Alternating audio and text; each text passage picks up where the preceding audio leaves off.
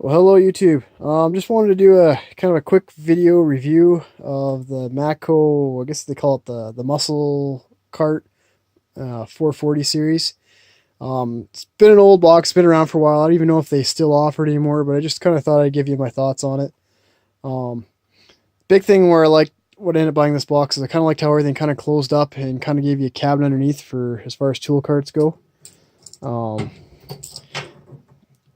So it ended up being a little smaller than I was expecting it to be, but so it didn't quite work as well as I thought it did. But just kind of give you overall thoughts. Up here, you kind of got a deeper tray. I've been using it to hold all my power tools, and used to have my impacts in here, but I'm not running a compressor right now, so I've put those in another box. Um, I like how you can store screwdrivers and pry bars on the side here. I find this to be really handy as far as getting rid of, especially your extra length style screwdrivers. I guess this side I've got my cabinet ones on. Just seems to be an effective use of space and kind of keeps them clean, easy to identify, especially say the snap-on ones that put the symbol on the top of the this edge of the screwdriver. Up here kind of gives you a nice little place to stick magnetic items, such as bolt trays and stuff like that. I've got all mine in, well, I guess I should say I have all of them used, but I've got this one over here. But kind of stick things up to the top here, and just kind of keeps it out of the way.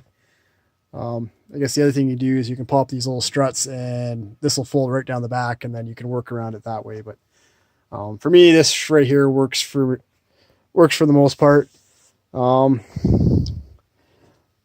Say the liner material for the Matco stuff isn't terrible, but I find it kind of bunches up, doesn't stick the greatest to the actual box itself.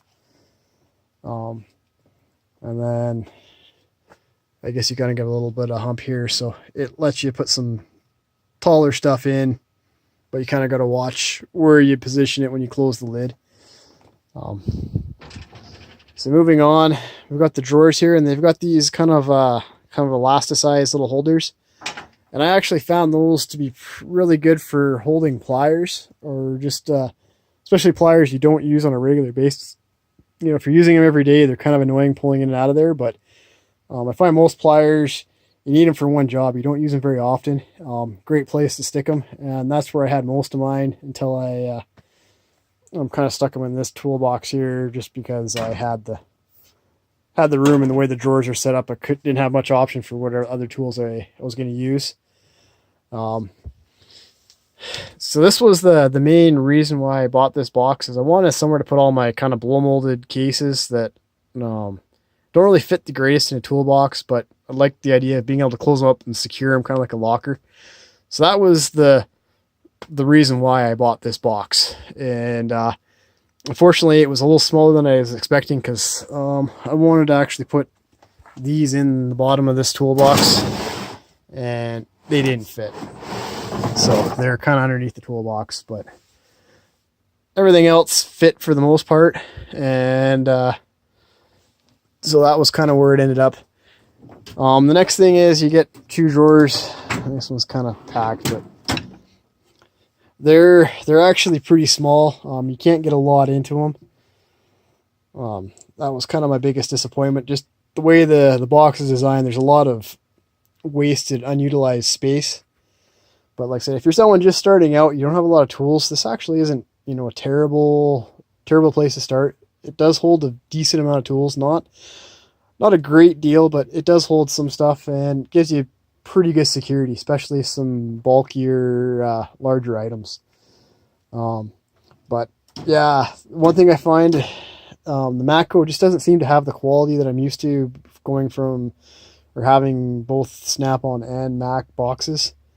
And so that's kind of something to consider. But I do know, like, the price, I think this box brand new was just over $1,000. So as far as carts go, that was a fairly inexpensive cart. But like I said, I ended up buying this one used, and so I ended up being a lot cheaper than that. So, but yeah, no, that was just kind of I wanted to give you an overview of what my thoughts and feelings are on the Matco Muscle Cart 440. If you have any questions or comments, feel free to comment, like and subscribe, and I will continue bringing this content, and we'll catch you in the next one.